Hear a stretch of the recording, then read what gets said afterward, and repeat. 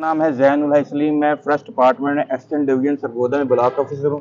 आज हम आए हैं लाइफ स्टॉक वेटरनरी हॉस्पिटल चक 66 NB में। आज हमारे साथ मौजूद हैं डॉक्टर इम्तियाज़ साहब। आज हमने फाइकस का पौधा लगाया है। अस्सलाम वालेकुम डॉक्टर साहब। वालेकुम सलाम। डॉक्टर साहब, हमारी मानसून शजरकारी मुहिम जारी है। आपके ख्याल में ये जो शजरकारी मुहिम है, इसमें किन किन को हिस्सा लेना चाहिए और क्यों हिस्सा लेना चाहिए? जी बिल्कुल, जो शजरकारी है, जंगलात की कमी है हमारे मुल्क में। निज़ाम सारा जो वेदर का है गड़बड़ है, बारिशें कम होती हैं, गर्मी ज़्यादा बढ़ रही है।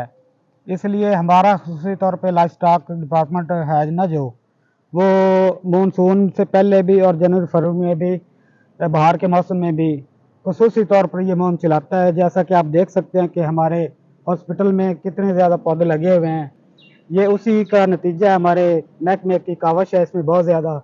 उसके अलावा भी जो फार्मर हैं हज़रात, हम वहाँ भी जाते हैं, उन्हें भी आगाही देते हैं इस बारे में कि ज़्यादा से ज़्यादा पौधे लगाए जाएँ। जी जी सर, एक पौधा आपने मुझे दिखाया ऑस्ट्रेलियन कीकर। जी, जी। उसके बारे में है कि वो गोट फार्मिंग के लिए बड़ा फ़ायदेमंद है। उसके बारे में कुछ हमें बताएं।